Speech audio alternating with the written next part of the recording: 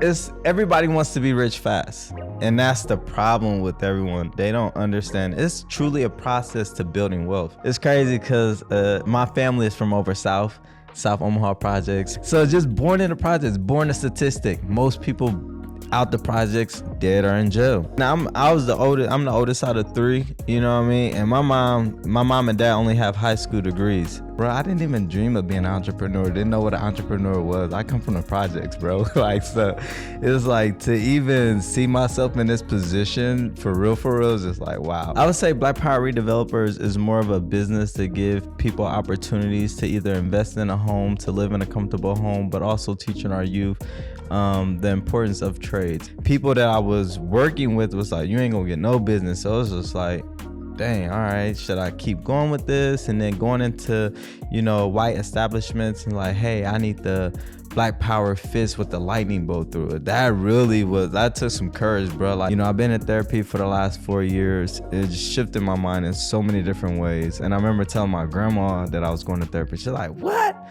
You don't need no therapist. You're a firefighter. You got your own company. You're this, you're that. And it's just like people, they look down on it. In therapy, we talk about my business as well. We talk about my financial crisis. We talk about the people I may hire and who I have to watch out for, who I hire, how I handle business. Because when I was, I'm trying to understand where my fault is, what I can do better. And that's when you get serious about yourself. So for the most part, you got to have faith and you got to believe in God. It's crazy because it's like the people that don't believe in God don't believe in themselves. Once you start believing in God, then you start believing in yourself, then you just start seeing things unfold. What's good, and welcome to another edition of the CYR podcast. CYR stands for clean your room, because when you clean your room, you clean your life. Today, we got my boy. What's up with it? Depree. Yes, sir. Black Power. Man. Electric. Yes, sir. Doing big things, man. Ooh, self-made. For real. A little bit. With God behind it. A lot of God behind it. I feel that. Feel that. Tell us about it. Man, it's a lot, man. It's a lot to express. It's a lot to tell. I guess it's more so what the people would like to know, who I am, what we doing, how we moving, where we headed to, and the vision. Love that. Well, you ain't just working for anybody. You working for yourself, bro. You got your own business, man. How you make it to that place? It's so crazy. By the grace of God, just the way God be moving and just the way the universe be working, it brought me to a position to be my own businessman. I never thought in a million years that I didn't even dream of being an entrepreneur. Didn't know what an entrepreneur was. I come from the projects, bro. So it's like to even see myself in this position for real is just like, wow. Nobody in my family runs a business. Nobody has a business. I started the business in 2018. So I was like 26, 27, just to even have that mindset and to be thinking like that was pretty different. And to tell my family like, hey, I'm starting my business. I'm gonna name it Black Power Redevelopers. It was like, what? No, you not. I'm like, bro, why not? Like, it's cool. They're like, man, you tripping. You ain't gonna get no business. And to be where we are today, it's like, just believe in yourself. I love that. So tell us a little bit about Black Power Redevelopers and what all your business encompasses. Okay. I would say Black Power Redevelopers is more of a business to give people opportunities to either invest in a home, to live in a comfortable home, but also teaching our youth the importance of trades, and specifically electrical, because that's what we specialize in. That's what we have our electrical contractors in. But to be redeveloping our own homes and our own community, making them safe for our own people is what we really, I think that's truly the goal and the mission of what we started and what I believed in. That's big. Yeah. How did you even come up with this concept? Man, it's crazy. Just brainstorming. I started off being a paramedic, firefighter. Someone introduced me into electrical. I was curious. I took on the schooling, became an electrician, did the apprenticeship, the journeyman, and through the struggles of that, just to navigate where I am today of the racism and them not wanting to teach us the correct way, and just coming about like, dang, how can I create generational wealth? And that's when the idea of real estate came about. So I was working as an electrician, working as a paramedic, doing both. And then I'm like, dang, real estate. All right, it's time to buy a house. Everyone always was like, you need to buy a house. You need to buy a house. But I never had the money. And so it's like, okay, I don't have the money. I don't know much about real estate. But then I started investing the time into real estate, knowing about it, going to seminars, young and stuff like that. And then once I got laid off from electrical, I'm like, okay, I need to start a business so I can buy some property. And then I think that's when it came about, like, okay, business name and things like that, reading books and understanding how can I start. And I wanted something that flow and that went together, like BBR. I like that. I'm like, okay, that stand out. I like that. It kind of goes together. And those Black Power Redevelopers, obviously Black because I'm Black, and Power because I was an electrician, and then Redevelopers because I wanted to redevelop my community and make a difference with the houses that we buy and reinvest in, and giving them the luxurious looks like the ones that are out west. So that's how it came about. And then, just listening to the critics, if I had listened to them, I would have never started a business. People are like, you're not going to make any money. You're not going to get white customers. And it's like, bro, they call me just as much as the Black people. Right. And they pay even better. Like, you ain't got to argue with them for payment. They're asking you, like, are you sure? Is that it? Yeah. Like, yeah. Well, you like, do I need to charge more? Because I'm charging Auntie down the street. She mad it's $100. Right. You over here just happy it's $150. And like, dang, I need to up the price. So yeah, that's kind of how we got started. I love that. And even the concept behind the name, man, there's a certain type of spirit, a certain type of energy that's like, every time you say that, just knowing what the deeper meaning in that is, like, I think that's powerful, bro. That's super powerful. And that was the motive behind it, you know what I mean, a little bit for it to be powerful. And then once I started the business, I got to see how powerful it was. And it was so powerful that it was scaring my family. Like, no, don't name your company that. And then people that I was working with was like, you ain't gonna get no business. So it was just like, dang, all right, should I keep going with this? And then going into, white establishments and like, hey, I need the Black Power fist with the lightning bolt through it. That took some courage, bro. Like, I had to drop my nuts to tell them that, because they're like, well, what do you want? What's the design? I'm like, the fist with the lightning bolt through it. They're like, are you like this? Yeah, it's like this. And for the most part, I've been doing great business with them. They done did all 7 work trucks. They never frowned upon me. They always gave me good love when I came in. So it was just like, believe in yourself, and people understand who I am. And for the ones that don't, they'll look into it and then they're like, oh, okay, he's not that bad of a person, even though he has this business name that might cause conflict. Yeah. I wanna touch on something real quick. I think it's a lot of people, especially a lot of kids out there, man, who might not understand like the amount of wealth that is in the trades field, especially electrical. Can you put like some of the people who are watching this on game to like how you could really grow your finances? We get money, boy. I'll talk about. It's everybody wants to be rich fast. And that's the problem with everyone. They don't understand. It's truly a process to building wealth. Unfortunately, like, if you don't come from a rich family, if daddy, mommy didn't pass you down wealth or anything like that, bro, you got to start from zero. And it's going to take some time. These corporations been in business 25, 50 years, 85 years. You think you about to just all of a sudden have $300 million or doing a $300 million project? Yes, their project, the UNMC project right now is worth $1 billion in the construction field. Ooh. And there's not too many Blacks in the field. So imagine how long they've been getting money. Millions and billions of dollars, bro. Like highway projects, $300 million. Can I just get a piece of the pie? Just imagine if I got a piece of that, what I can do for our community. 2 mil, 3 mil, 5. Here go a $10 million project. But I will say, we aren't there yet. We can't manage that. We're a small business. And it takes a lot to be able to make that type of money.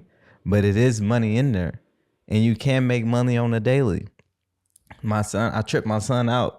We went to a job, and he be working with me when he's not in school. And we went to a call, and it was for a friend. And we just fixed the light fixture real quick. But the service charge, we kept the light on them. Like I said, usually in certain places is 150. Charge them $100. So my son was like, "Oh, that took you 2 minutes. I know you made $20." This kid's thinking $20. I don't even. Now that I have an assistant, I don't deal with payment. I hate dealing with payment. It's so annoying. Like, I don't like it. It's extra work. It's busy it's work. just Yeah. And so now that I have an assistant, she could deal with that. And they're much nicer to pay a woman than they are to pay a man for some reason. And so Key comes to the car and it's like, "Key, how much you charge him?" She whips out $100. Boom. He's like, "What? How did you charge him $100 in 2 minutes? You only did 2 minutes." Like, he's just astounded. He don't know. He's like, "What? This is crazy." So it's like, kids, you can make this much money in that little bit of time. Just be patient and do what you have to do and take the proper steps to become an apprentice, to learn underneath someone, to become a journeyman, to learn how it works, and then to become your own electrical contractor. Now you're making $100 in 2 minutes. Most people making $20 an hour, doctors making $100 an hour, lawyers making $100 an hour. You're making $100 in 2 minutes and you're on to the next job trying to get that money. And then while your other team is on a project securing $4,500 or $5,000 or doing a $10,000 project, because we're a small business.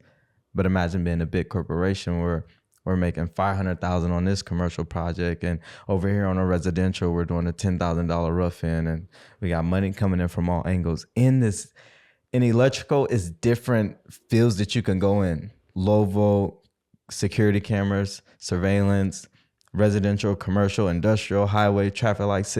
Like, what? You could pick a lane, stay in your lane and get money. Any lane that you want. Man, that's dope. It's beautiful. Dope. Yeah. Yeah. Walk us through real quick, just like the levels and the steps to being able to be in that position where you can take those big contracts, or even being in the position that you in, because you can't just hop off the porch and be like, I'm about to. You can't. Yeah, you can't just hop off the porch. I mean, YouTube is a great thing now for people, and that's what's getting people to think they can hop off the porch. Because in some states, you don't have to go to school. Nebraska, you don't have to go to school. You can really contact me and work underneath me. And then as long as your hours are documented, then you can test out. So basically starting off as an apprentice, typically 4 to 5 years learning the trade. And then 5th and 6th year, you're a journeyman. You're able to work by yourself, and you have to take a test to become a journeyman. And that just gives you the ability to run a crew. That basically says you know what you're doing. You have an understanding of electricity enough to be dangerous. And then you do that for a year. And then in some states, because other states are different, but in Nebraska, you be a journeyman for a year, then you could become an electrical contractor after taking the test. It took me 4 times to get my electrical contractors, wanting to cry, wanting to give up. And, but I just kept going with it and kept going with it. No one in my family is a contractor. No one in the family wanted to take the initiative to take tests or to license their business or to get the insurance or to get workman's comp. Like, it's a lot to be a business owner and to be electrical contractor. You have a $2 million policy and things like that to keep everyone safe, to keep the vehicle safe. So, just doing the right things. And by the grace of God, I come from nothing. I have no money. The business is running itself. That's the crazy part. It's paying for its insurances and the licensing, the vehicles, and the people that I'm getting paid. I'm minimum wage. Yeah. The business is paying me. Yeah. So it's just crazy. Like, wow, I'm really working for myself every day. Yeah, and that's beautiful. Yeah, that's beautiful. It's crazy. It's amazing, bro. Let's roll it back now, because you mentioned you come from nothing. Wow. Black man from the projects. Man. Supposed to make it. I'm gonna flip it like that, because most people say you're not supposed to make it, but we're gonna say it like that. You were supposed to make it, bro. You were supposed to make it, and you did. Walk us through the journey of young Depree growing up.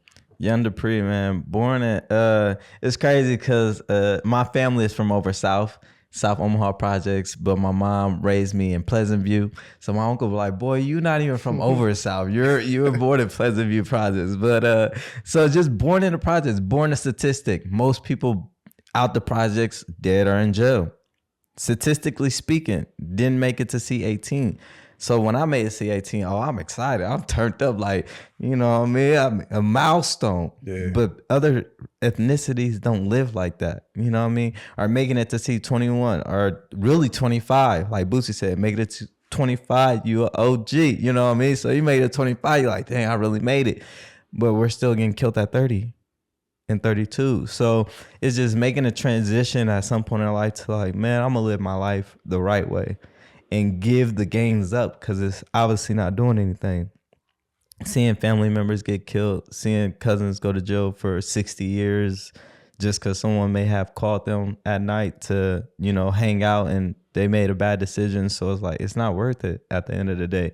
And when you're living right and doing the right thing, it serves a better purpose. And then when you start having children, you're like, I got to be here for my kids.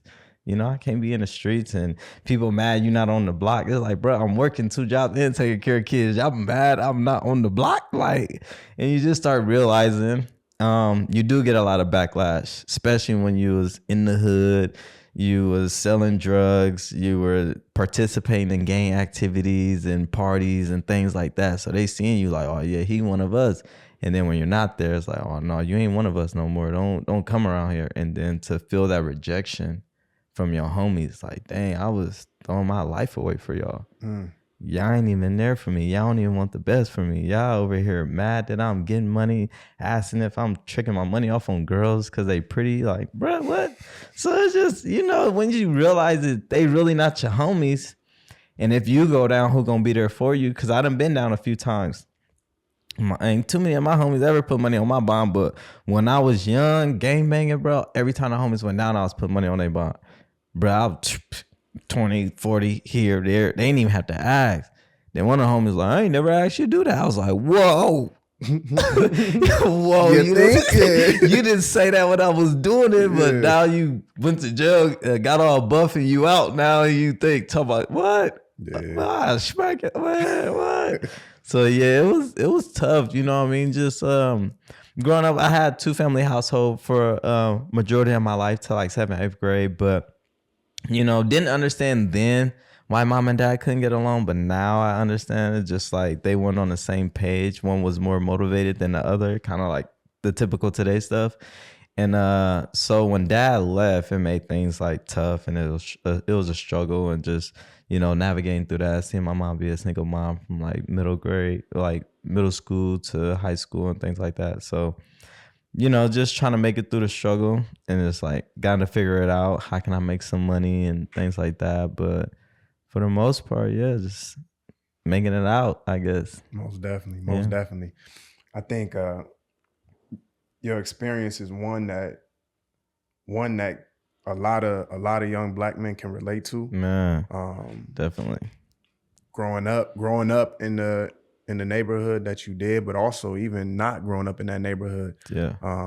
I think something that we see a lot with Black families is like the dissolution. I think that's the word. I'm trying to sound like I know something. That's not good. The dissolution of the Black family, you know what I'm saying?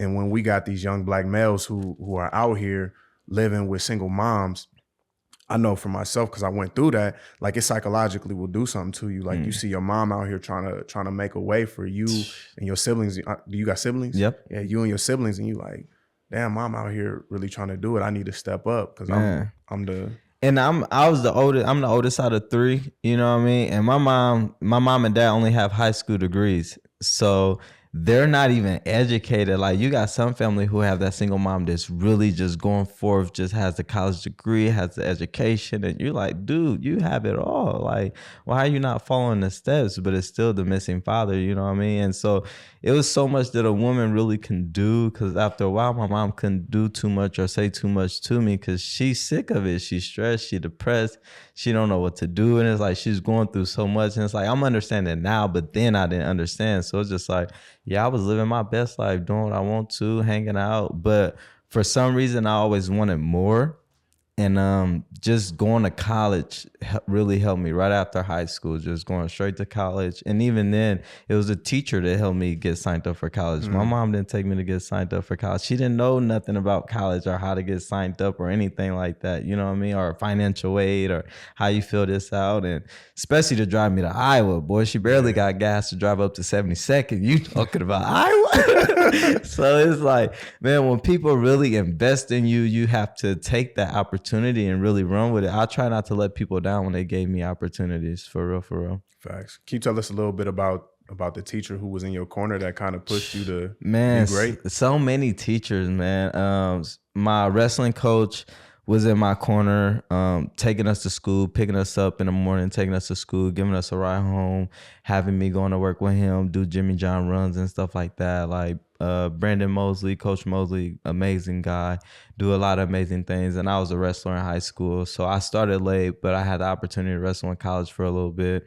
The principal, Tom Martin, he took me to get signed up for college and things like that.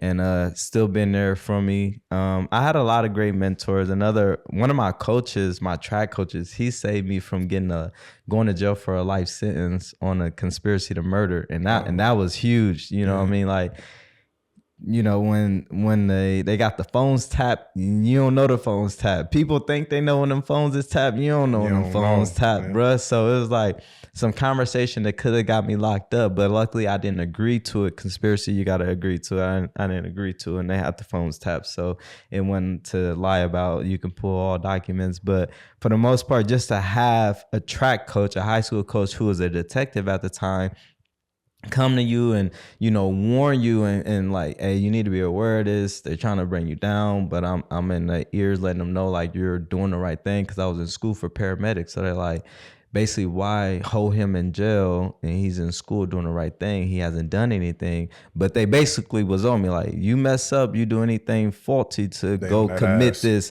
conspiracy, we on your neck, you know what I mean? So it's just like, I had so many great people that wanted to see me do great things while I was still doing the wrong things, you know, going to school as a paramedic, but still selling weed, you know, taking a break out of class to go run up a bag. And then eventually when I had my son, I'm like, man, I gotta get this up, you know? And my kid's mom was like, you can't keep doing this forever. And so it's just like, turn into the right thing. Like, okay, I'm trusting that my career is going to continue to feed me, you know, working as an electrician, going to school as a paramedic, not wanting to put my license at risk to continue to do the wrong thing just to make a couple extra $100 that wasn't really doing too much of nothing, but going to bring trouble and drama. So true. Making change, definitely. Bro, if you comfortable with it, can you speak a little bit on that whole ordeal that could have landed you in prison for life?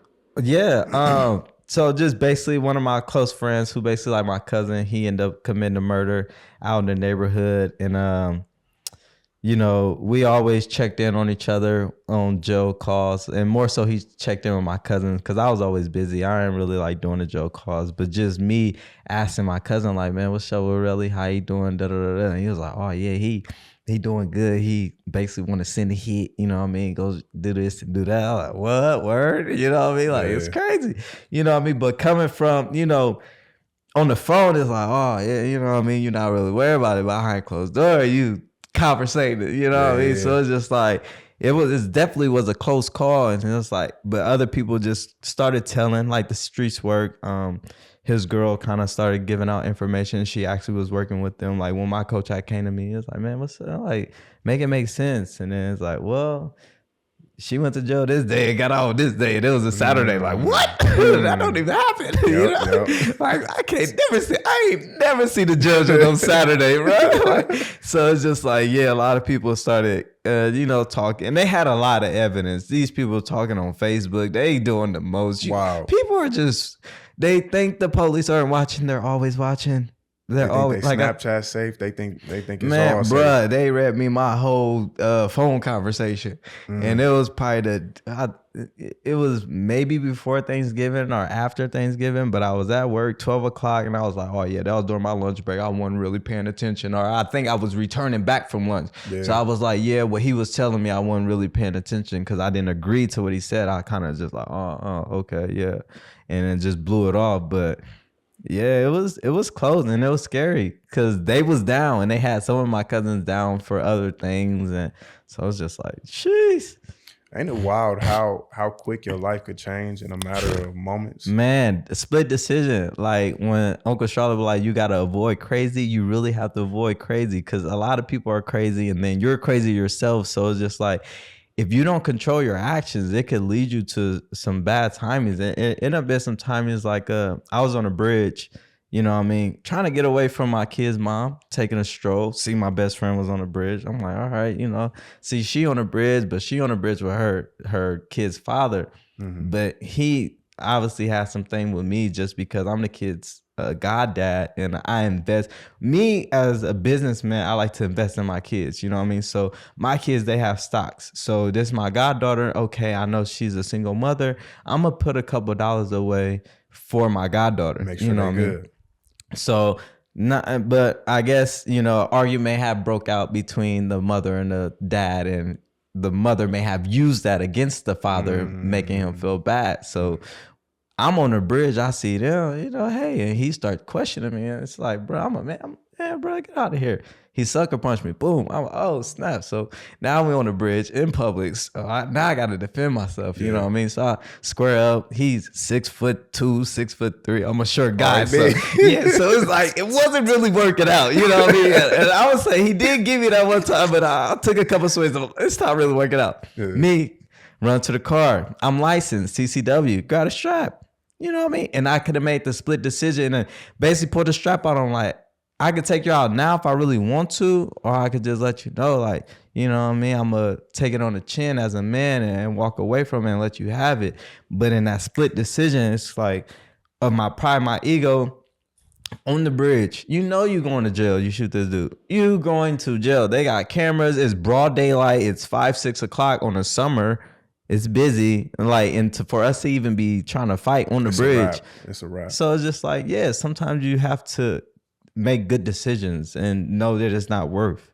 You know what I mean? So a lot of things I just started realizing, bro, it's not worth it. Especially when I got kids, like, it's not worth it. Bro, walk us through what it's like to reprogram that train of thought.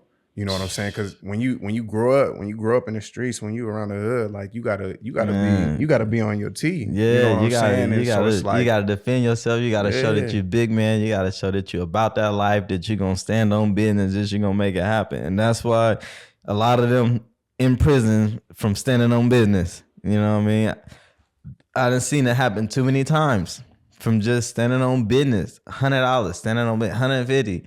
200. I remember I was chasing somebody in the street for 200. And that ain't nothing. Man, nothing. That's God. I was trying to get him for 200. I'm talking about, we ride through neighborhoods 60 miles an hour going crazy just because he took my $200, but he was supposed to give me some bullets.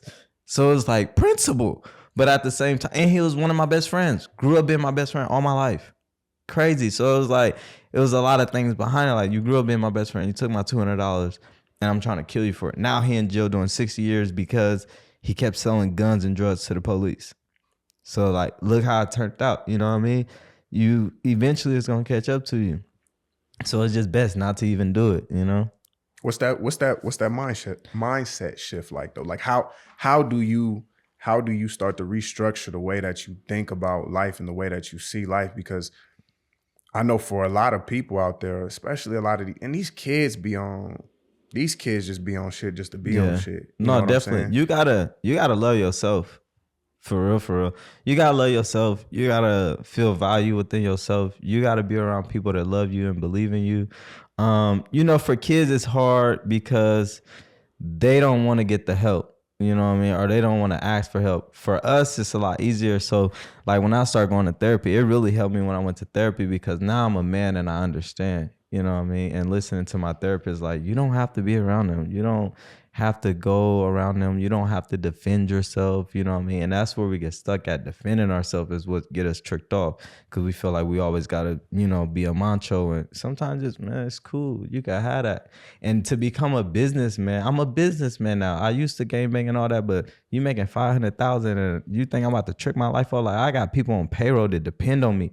So now it's like, I have a bigger responsibility. I have kids. I got people that depend on me, and you want me to trick my life off just because you over here popping off at the mouth? Man, you can have that. It's cool. I'll lead a venue. It's cool. I'll lead the whole event. But the mindset about it is like, you got to understand your worth. Who are you? Is it worth going to prison for life? If it isn't, go ahead. Yeah. Knock yourself out. You want to eat cold meals all day? Come on, man. Yeah. Cold showers, man. I've been in the county. It's not a fun place. You know what I mean? It's a difference from county and prison, but I'm pretty sure prison's not even funner. I mean, what's the difference? You know what I mean? So I'm not trying to experience it at all, and I know my worth. So once you realize that, like, okay, I want to live a better life. And then you start traveling, start seeing things, women, cars, jewelry, money. Oh boy, yeah. What? Yeah, it hit I different. ain't even trying to jaywalk. But it's just the mindset. You just got to understand your worth, your purpose, and believe in yourself. Because you'll let your friends talk you down or, oh, you a punk, you this, you pussy, you know, whatever. Them not your friends. Don't hang around them. Find some new friends. There's so many other people you can hang with, positive people who aren't causing trouble, who aren't causing harm, who are getting money, you know, who can put you onto new things, new ventures, you know what I mean, new hobbies. Why? My son will never. Man, you weren't even born in the hood. We don't even care about, we care about the hood because we got to go back and do things for the hood, but we're not caring for the hood to be throwing our life away. Picking up guns, shooting people, fighting people over a game. No, we're not doing that. And we don't need to sell drugs. We're going to sell products. Yeah. You want to sell that? Yeah, we can sell, you know, we can sell some service. Yeah. You know, I can teach you how to be a hustler. You ain't got to be a dope boy to be a hustler. And that's the mentality I'm starting to realize. Like with this electrical, it's hustling, you know, but I ain't selling drugs. I ain't got to worry about the feds getting the dope or the IRS because I'm paying my bills. You know what I mean? So, yeah, it's a different mindset. And it takes time. It takes time. Couple things I want to hit on what you just said. Number one, like, ain't it crazy? Because I used to sell drugs too, but ain't it crazy how, like, the transition of having your own business, it almost mimicked selling drugs. No, like, for real. 100%. Like that's what I felt. I felt like I was in my element when I started my business. I was like, this shit easy. I be getting checks. It did my general contractor one day, bro. Like I just put up to, we did a nice house for him. House probably worth like $450,000. I pulled up. Man, this dude, I don't know if he was trying to flex on me or what. Like, but I had to ask him one day, I'm like, Marco, how much money did you pull out that day? He was like, oh, the customer just paid me like $25,000 and it was all blues. I'm talking a straight stat. He gave me $200 on GP and was like, dinner on me tonight. And I was like, I want to be like Marco. Oh yeah, he was flexing. I was like, I want to be like Marco. And he could have been flexing, but that's the flex you need. Yeah. The motivation to know, like, yeah, it's possible. It's money here, big money. And imagine 25,000 in your pocket, and you ain't selling drugs. What? Come on, bro. 25,000 and you selling drugs. You know that's real money. You gotta take that back to the plug just to try to get some more. And you better hope you get the right things. Man, what? Come on, you can't buy no house. You can't buy no. You can't buy no nice car. It's too much to do. You can't do nothing. You can't. And that's the thing about today's drug dealers. Everybody want to be flashy. Boy, you ain't getting enough. You ain't had a job, come on, you think they not paying attention? You ain't worked in 9 years, 10 years, and all of a sudden you got $30,000 Cuban links on your neck. Yeah. All right. Flying here and there, and you ain't, come on, they see everything, they man. Watching, they just waiting. They just waiting till they catch your homie, then your homie gonna tell on you. And that's something that they don't tell you about. That's something they don't tell you about. Not everybody as solid as they make. Why would they be 30, 40, 50, 60? What? He did it. He do it. Man, I done seen it too many times. My uncle, and that's why I love talking to the OGs. You know what I mean? Especially my uncle, because he'll tell you, this person told they was getting big money. There was rims, and it's just like, dang, for real, living the glamorous life. But when them people come, boys, they fold. Yeah, they done. So it's just like, it's not worth it. I'm okay. I'm all right. I'll continue to work the 9 to 5. Facts. Another thing that you mentioned, bro, you mentioned getting your therapist and getting into therapy also helped to shift your mindset. Man, totally. What was the motivation for you? Because growing up, I don't know if you probably relate to this too. The only time therapy was like relevant for me was when I wasn't doing some shit right, when I was in trouble, when I wasn't doing some shit right. I think they tried it when I was younger because I was bad, bro. I didn't finish. Like, I think I started getting kicked out of school like 4th grade, and I didn't finish till like 9th grade, and then just always fighting and stuff like that. So I think I had a therapist at one point, didn't like it, didn't want to go. And then one to the point where like I've been in a relationship with my kid's mom for so long, and then we split. And it's like, Jesus, like, what's going, like, Is it really? And then people tell you about yourself and it's like, all right, I need some help. Maybe I'm trying to get better. You know, I'm trying to understand where my fault is, what I can do better. And that's when you get serious about yourself. You know what I mean? And just, and it was so crazy how it happened because it'd be God in the universe. It's the universe. What SZA be said? Like that movie with Kiki, she was like, it's the universe. No, but it's just crazy because the therapist didn't know she was a therapist. Called me to do some electrical work. So we doing electrical work. My cousin worked for me. We having family conversation. You know what I mean? Good conversation, just talking about life. And the therapist like, you need to talk to somebody and da-da-da-da-da. And I'm like, what? She's like, yeah, I'm a therapist. And she Black. So I tried it in the fire department. But the other therapist, she was Black and older. But this therapist, she was more younger, had a lot more energy and seemed like she just knew, like, it related, it clicked, especially to women. And it's different because us men, that's why I like having a woman therapist, because like it kind of helps you understand women a little bit. And like I kind of know who I am and how men think or whatever, but it's like the difficulties of to be able to communicate with women and understand them. So, you know, I've been in therapy for the last 4 years. It just shifted my mind in so many different ways. And I remember telling my grandma that I was going to therapy. She's like, what? You don't need no therapist. You're a firefighter. You got your own company. You're this, you're that. And it's just like people, you know, they look down on it. And it's like, no, like in therapy, we talk about my business as well. We talk about my financial crisis. We talk about the people I may hire and who I have to watch out for, who I hire, how I handle business. Because when I was trying to receive my payment from the Black community and they didn't want to pay me, I was pulling out my gun, trying to fight them.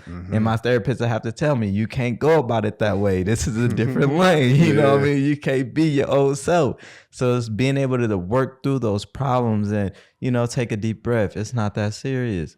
We'll get it this way. Now we have 7 lawsuits. So, you know, it's okay. You don't want to pay. The lawyer's going to make you pay.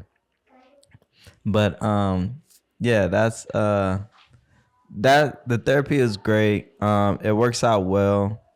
And just listening to your therapist. I think for a little bit I probably wasn't listening to my therapist all the time, but just really taking on the advice and suggestions and following through and just getting better. Most definitely. I tried a couple therapies too. That wasn't bad, but I had to walk out a few times. He said I wasn't hearing what I wanted to hear. No, it wasn't siding with me at all. Facts.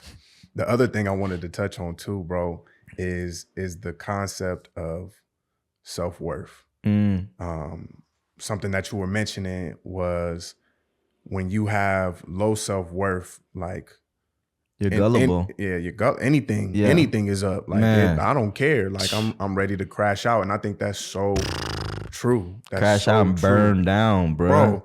I be thinking about this shit all the time. It's like I would never with my business where I'm at now. Cause I used to fight a lot back. I used to punch niggas out, bro. See, that's that big tall dude. That's what I'm saying. Just beat up on the little guys. Goofy stuff. But I used to hate fighting. I would do it. I would do it because nobody about to make me look like a punk. Nobody about to make me look soft. Nobody about to, none of that. Yep. You know what I'm saying? And I would immediately feel bad after the fight. Like inside, like I wanted to apologize. I wanted to help people up off the ground. But I wouldn't. I walk away and I just eat it. Yeah. But it's like, now where I'm at, it's like I feel like I place so much value on myself and the things that are around me because, bro, I got a business that I'm running, like you said. I got a family, I got kids, I have all these different things.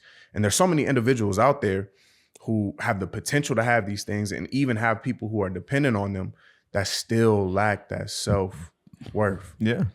In your perspective, how do you start to build up your self-worth? So for the most part, you got to have faith and you got to believe in God. You know, it's crazy because it's like the people that don't believe in God don't believe in themselves. Once you start believing in God, then you start believing in yourself, then you just start seeing things unfold. And you're just like, wow, I can do it. And then you start thanking God, like, dang, God, you really helped me. You really answered.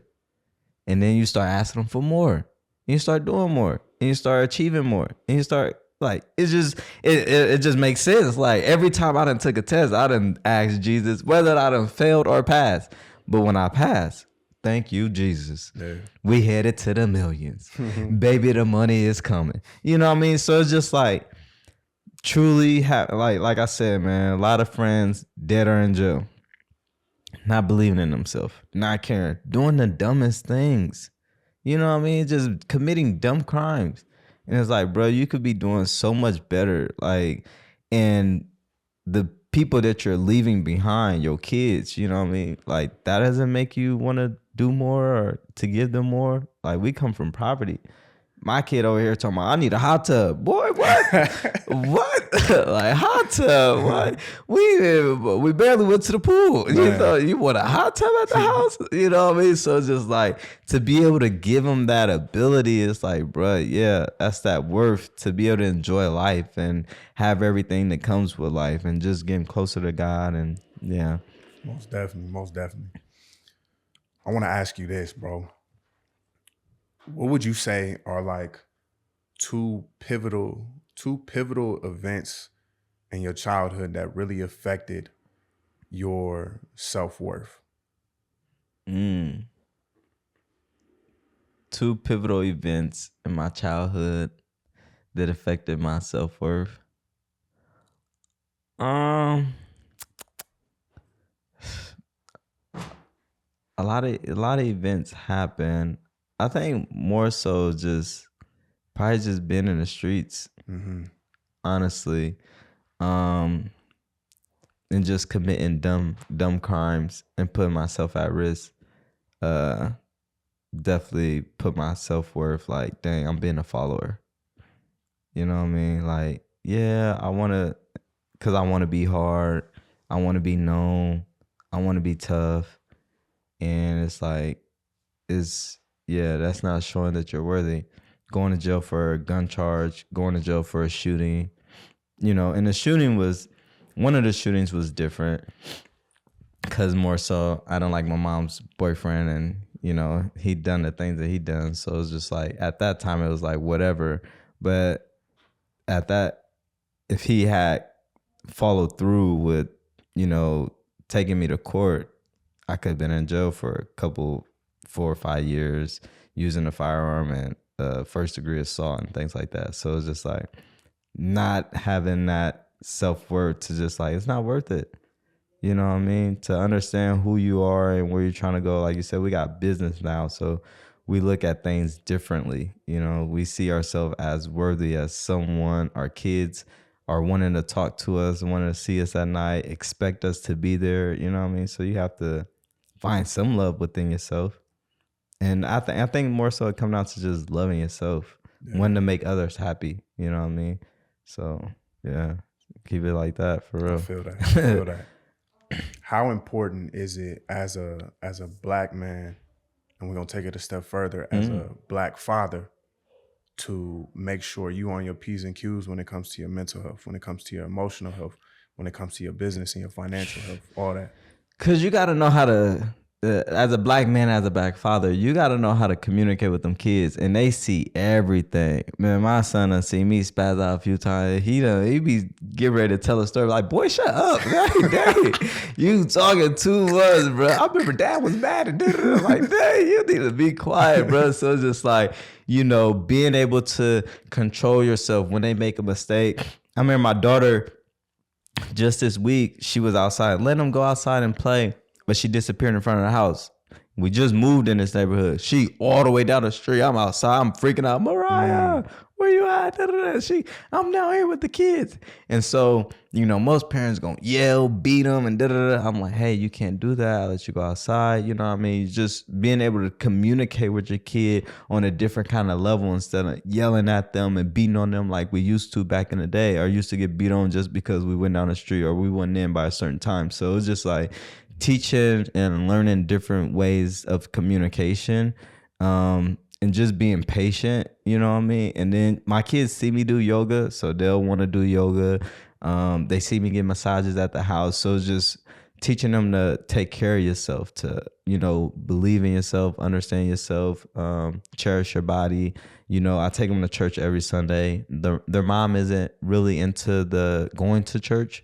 But me just having them go to church and my son being able to talk to me about God or about the devil, it's like, okay, he's learning, he's picking up. He likes going. They have community play area, well, little children's play areas. So it's just like those little things, you know, spiritual, mentally, physically, you know, keeping them involved in sports and just, yeah, trying to be the best role model that I can be, you know, like, oh, my dad, he was there, or he did this, he did that. So now when they grow up, they can repeat those same things and be a better person, you know what I mean? Facts. Yeah. I think that's something that we need to place emphasis on, especially as Black men and Black fathers. It's like you said, our kids are watching us. They see us.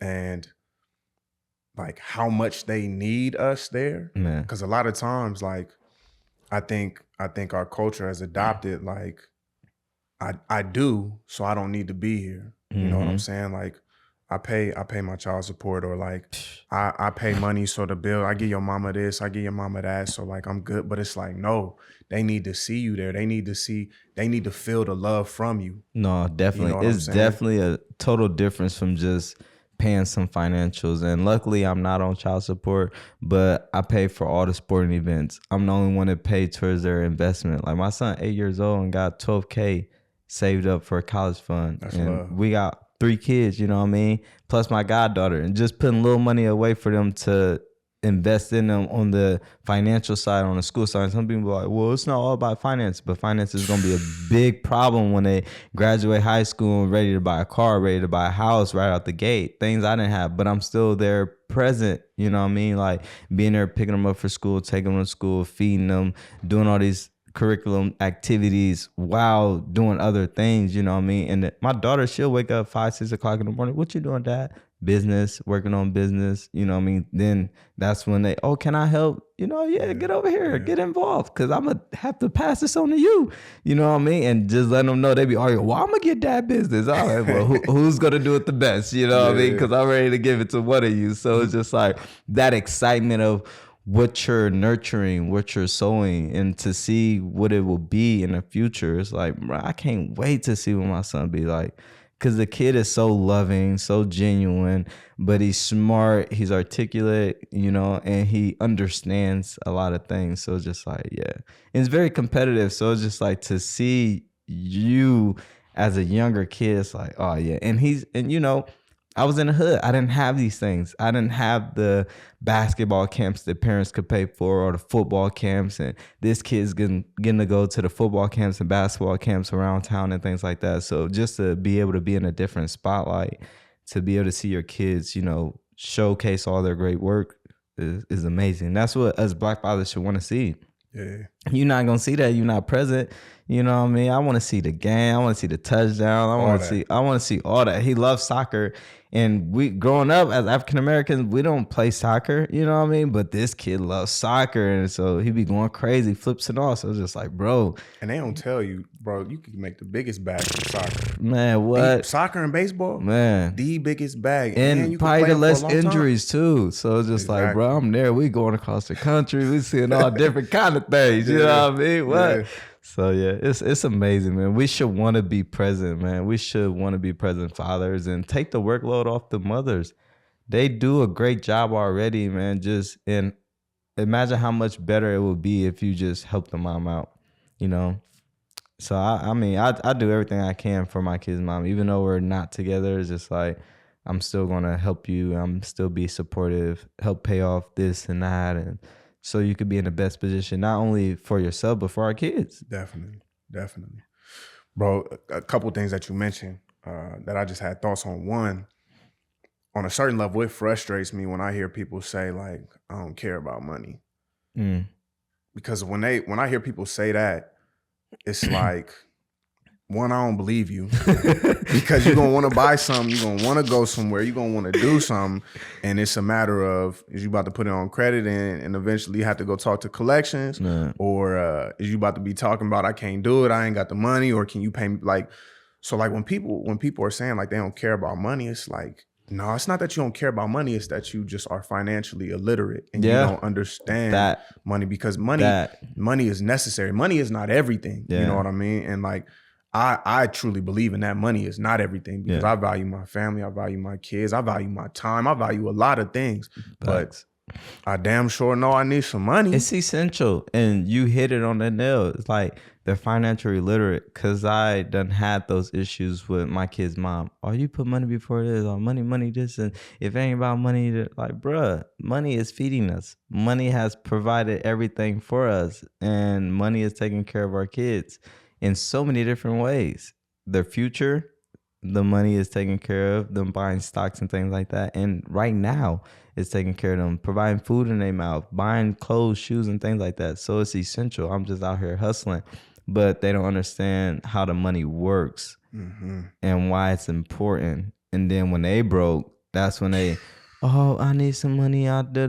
Well, I'll try to tell you, put your money in the money market, build your emergency funds. Yeah. You didn't want to do that because you just want to spend. Y'all just want to Amazon shop and go to Target.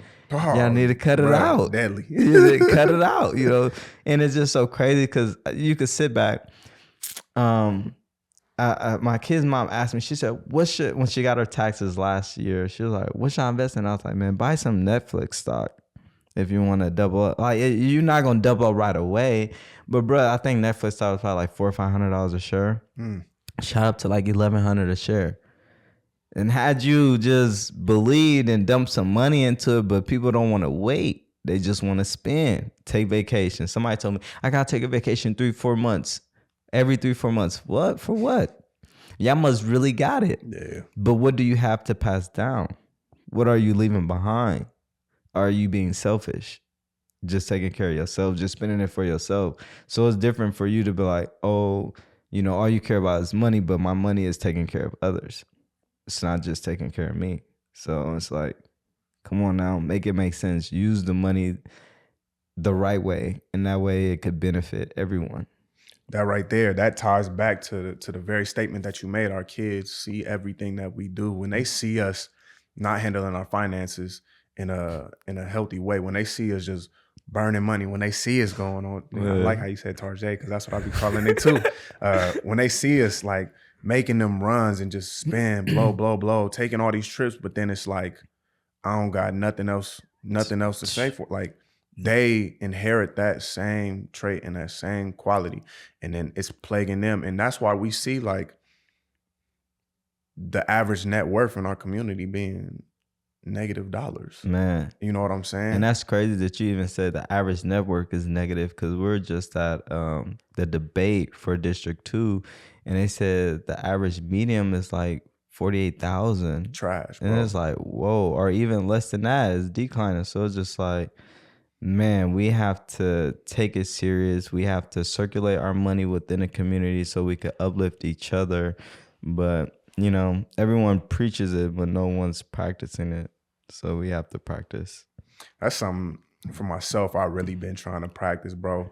Even being able to call on you, like when we need some work on here, or like even the artwork in my building, like I'm hiring Black artists. Like I'm looking for every way that I could, for real. Yeah. Show the support. Exactly. Just show the support and show the love, and just building that Black Wall Street within our community. But like you said, our kids are watching everything we do. And so my kids sometimes, like every time we go to the store, they think we're going to buy something, or they getting a snack. I'm like, bro, no, I don't have no money. Or like when we go to practice, oh, I want something out the vending machine. Left my wallet in the car. Because we're not going to spend every time. I don't want you getting the habit to just spend. And now they're starting to get money, or their mom give them allowances. And my son, he's like, oh, I'll do this for some money. And it's like, okay, so how can you make more money? You're spending it, but how can you make more?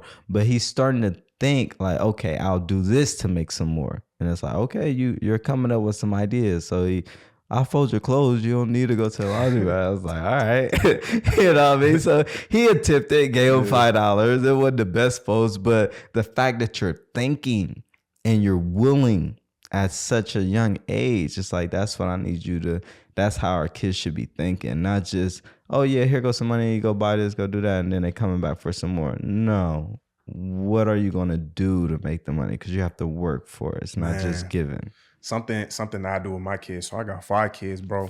And I started a savings account for all of them. And they also got investment accounts too. But something something that I did with them is, at least with my 3 oldest, because my youngest, they too young right No, now. But my definitely. 3 oldest, in order for them to earn money, I stopped giving allowance. I said, fuck the allowance. Yeah. Because I don't want them to equate the time that they put in to earning money. I only pay them. I make them read every night, and then they got to do a chapter summary. I taught them how to do a chapter summary. Nice. And every time they finish a book, I give them $10. Like over there right now, they on spring break, and I told them, if you finish your book on spring break and you do your chapter summaries, you got 30. And so he said up the incentives. Exactly. I want them to see the more that they develop themselves, the more that they get paid. You know what I'm saying? I like and that. So that's challenging too, especially when you start having them reading books that are important and bringing, you know, financial literacy on a children's level. You know what I mean? Understanding just different things. So yeah, it's amazing. My son's only 8, so I try not to be too hard on him, but yeah, that's great. I like that idea too. Facts. One other thing too, bro, you talk about having an investment portfolio for your kids, bro. Where did you excuse me, where did you get that concept from, or who plugged you in with that to start your kids' investment young? So really the concept just of investing period came from me being in trouble. Went to jail for my first shooting, didn't have $10,000 to buy out of jail. So I'm like, dang, bro, you out here selling drugs and you ain't got $10,000? Like, what? You know what I mean? Having to have the courts appoint an attorney to you, you know what I mean? You out here committing crimes. So I was like, all right, I need to start saving some money, but not just saving some money, investing some money. And one of the bankers, he had put me on about investments in stocks, but I didn't know much about it. And then I contacted Edward Jones in my nearby neighborhood, met with a financial advisor, and they were like, you know, what do you want to invest in? Didn't know much about stocks. I'm like, what should we invest in? What's good to invest in? And he was like, oh, what about Apple? You know, and this was maybe 9 years ago. And I'm like, oh, I have Apple. I like Apple. And he was like, yeah, Apple was $89 a share at the time. So we took $100 a month, started investing into Apple, $89 a share for a whole year. And then obviously it surpassed $89 a share, went up to $500 a share. So now it's all profit. You know what I mean? I got 12 shares and $10,000 worth of Apple. So when I had my first son, it was like, oh, I need to get him started. And it was like, well, you can start him with a Nest 529 account. So he's born this first month, just having his social security number, get him started, $75 a month. I'm like, oh, okay, little dude racking in some money. And so I have 3 children, kind of like you said, you got 5. So I'm headed there. I'm getting close, I guess. And so for just each kid, I kept with that concept, $75 a month, $50 a month, $25 a month. So, you know, just seeing what it was doing for me and then seeing what it would do for them, and then just working around other people, like, okay, each year add $25 extra into your savings and investments. Because typically when you were working in the corporate world, you would get 3%. Yeah, you'll get a raise. You'll get a pay raise. So they will say put your pay raise into your savings and investment, and basically make it seem like you didn't ever have it. But now that I'm working for myself, you know, I can up the price a little bit more to put, okay, I make minimum wage, but my whole minimum wage check goes to savings. You know what I mean? So it's like at one point it was $100 a month. Now I'm up to like $600 in investments and savings. So it's just like, wow. And just by the grace of God, you know what I mean, that it happens and it just flows that way. But it's going to be crazy to see when my son turn 18, 19, what he could have. You already have $12,000. So it's like, geez, 18, 19, you can have a bunch. And more than I ever had, you know what I mean? And now you could buy a house 18, 19 years old. We definitely not buying no car. So it's like either we buying a house or we continue to just let the monmoney grow and reinvest. You said no car? No car. We gonna buy. Nah, man, I want the Hellcat, the SRT. Come on, man. Tell me why not. Bro, what? So as soon as you drive it off the property, it's gonna depreciate. You know, so if you go buy a house and we put some money into it, it's going to appreciate. It's an asset. We could rent it out. You know, you can rent the car out, but it might not make as much money. What if someone crash it? It's really not going to be worth nothing. And you still going to have to pay on what you owe. You know what I mean? Someone burnt my house down. It's still standing. It's still worth some money. All we got to do is fix it up and it'll be worth more. Car, not really going to happen. So I mean, if we gonna buy a Hellcat, let's buy a used one. Yeah. $10,000 one maybe. And even then, it better make sense that we have $10,000 to spend. That better be play with money. Yeah, but we not going into car payments or anything, man. I did 7 years of car payment on one vehicle, and it was brutal. You know, losing jobs, having to maintain the car payment, having to maintain full coverage insurance, and now we have 7 work trucks all paid off. You know, we bought them from what you selling it for this? What used? Yeah, let me get it. We go ahead and maintenance it. Even the first one I bought, $200,000 miles, and they told me, oh, it's not gonna last that long. Still running today. Oh yeah. Bought it in 2020. 5 years later, that thing still running. The first Black Power truck, still moving and grooving, still making money. It's made as much money. I paid $5,000 for it. I think we made that, Facts. so many times. So yeah, it's just sometimes you can't listen to the critics. I feel that. We getting close to time, but I wanna touch on this real quick. Yes, sir. Along the lines of starting investments and portfolios for our kids. Mm-hmm. I'm somebody out there. I only make $40,000 a month, or shit. If I'm making $40,000 a month, that Going month, crazy. I'm making $40,000 a year. Yeah. Like, I'm trying to make ends meet. Mm-hmm. Like, I got my rent. I got my car payment because I didn't listen to you when you told me not to get the car payment. It's all good. You know, I'm trying to live my life still. Mm-hmm. How do you expect me to invest still? Like, how am I supposed to do that? Yeah. So what I expect you to do is write down all your bills. Write down what you pay a month. Write down how much you make a month. And then subtract the 2 to see how much you got left over. How much you got left over, say you know what I mean, make $5,000, your bills is $3,000, you got $2,000 left over. Okay, you can invest $100, $200 a month and still have money left over. But me, if I got that much money left over, I'm probably gonna invest majority of it or save majority of it. Because there's a difference between saving and there's a difference between saving and investing. So you could save in your bank account and it's not really making any money. But you could save in the money market, and the money market is making a certain percentage on the money that you're saving. Plus, it's building compound interest on the money that you save. And each month that you put money in there builds more compound interest on that money. That's when you start talking to financial advisors and you start building financial literacy. Mm-hmm. You know what I mean? Rather than just in a bank account, or some people like say in their shoebox. And it's like, it's definitely not making no money in the shoebox, big dog. It's getting crusty. Man. For real, just like them sounds. So it's like, yeah, you got to start putting the money where it matters and where it makes sense. Like companies, real companies, Berkshire Hathaway, doing amazing things. Amazon, Google, Tesla. Tesla's not doing so good, but it's resetting itself. So it's like right now is actually the perfect time for people who aren't investors to start investing while the world is at a reset. It's at a reset.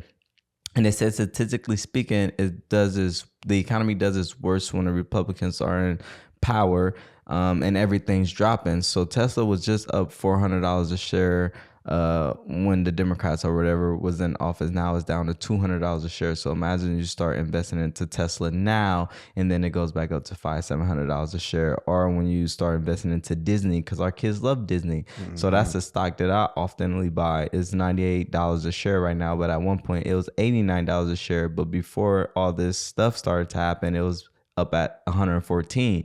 And even before pandemic, it was like $142. So just imagine you buying that $89 a share, then it grows to be $142. But us, we only could buy so little. But the wealthy is buying so much. So imagine them just spending a lot of money to acquire something at a discounted rate on clearance. I love to shop on clearance. If you're not shopping on clearance, something is wrong with you. Yeah, you're goofy. Yeah, you're out of your mind. I love a clearance. 50% off. Yes. I'll take that. What? Quick. You feel me? And then it grows, and then you could decide to sell if you want to. But if you hold on, you may make more of a profit. So it's just whatever fits your boat. And then also just doing some reading, some background knowledge. But I think everyone should be saving and investing. If not for yourself, because you don't love yourself, then you should love yourself, especially when others may strip your retirement away as these companies fade away and go away. And that's what really made me start investing too, is like, okay, I'm working for companies that don't have retirement plans. So what I'm gonna do when I'm 50, 60? I'm 30 now. Yeah, it was fun and games when we was 19, 20, like retirement plan. Yeah, we 30 now. What? Now. You see, now you what? see Yeah, it, you feel it. Yeah, 40 approaching real fast. You ain't got no retirement plan now? Yeah. And it hit my mom so bad. Like my mom, there was like, I think she was doing like $100 a month, and I was forcing her to invest. And the financial advisor was like, yeah, when you turn 70, her account was like only going to be worth like 70-something thousand. Oh, you can't live off of that. Man, and so my financial advisor showed her when I turned 69 that I'll have 2.5 million in my account just from investing $125 a month. She said he doesn't even have to add to that. My mom was like, how can I get up there? You'll need at least $500-$600 a month savings to even get close to what I'm doing. And I'm only investing $125 a month. Yeah. And you tell me when I retire, 2.5 million. So I'm like, already in my head, I'm like, bro, I'm gonna be a millionaire regardless. I'm gonna touch $1 million regardless, whether it's from this hard work or just by me saving into investments and building compound interest over a period of time in my life. Facts. And then maybe I get to enjoy it. And if not, my kids will enjoy it. Oh. So imagine them enjoying it and making smart decisions. Because they seen you doing that. That's the love. And that's what it's about. You know, it may not be about you. You may not be able to enjoy the wealth. The wealth may be for the next generation, but at least you gave them a start. And hopefully they can continue that. You know what I mean? Continue to invest, continue to make smart decisions, continue to buy housing, continue to build real estate and run this business. This is an enterprise. This is $1 million. And if we run it right, it could be a multi-million-dollar business. Facts. A lot of big things are going on in Omaha, Nebraska. A lot of money is being made here. We just have to grow and grow at a steady rate. And don't sleep on it, yo. Man, don't sleep on this. Don't sleep on this electrical, man. You see all these diamonds. He said, let me flex one time. Real quick, because we had time. I got 2 things for you. Yep. 2 books that you would recommend for the people to read if they really want to start growing and shifting their mindset, so they on a tip where they could really start making moves. So I'm reading this book right now. It say Be Like Jesus. I think you should read that. I don't know the author. I don't be getting into the authors. I just be reading. And then I would say any Warren Buffett book. Like, you can't go wrong reading a Warren Buffett book, man. Warren Buffett just explains it so well, and just the understanding of investments and savings and things like that, and companies, and how it was back then and how it is now is great. And the reason why I say Be Like Jesus, the book that I'm reading now, is this because it's inspiring. It's dope. It talks to you. It helps you understand. And it done took me back to some times just about giving to people at your lowest, you know what I mean? And that's the things that God wants you to do, because we can't do the miracles that he did, you know what I mean? But we could do the things that he did in different ways on a different scale. So that book is just so inspiring, and I think it'll change a lot of people's life, as we should live more like the men above, and we'll do great things. Love that. Man. And last thing, to the camera, bro, what's one actionable item people should take from you? You said what? One actionable item, something, a takeaway that they could take from you, your experience, your life, your journey, something that can inspire the people out there that are watching. Man, one thing I could say to my people out there is watching, man, is have faith, you know, believe in God, trust in the process, don't rush the process. Love that. For sure. Y'all, I appreciate y'all for tuning in to another episode of the CYR podcast. Remember, that means clean your room. When you clean your life, it also means change your reality. It also means create your resilience. That's what this shit is all about. That's what it's about, man. I cleaned my room this morning. How about you? There we go.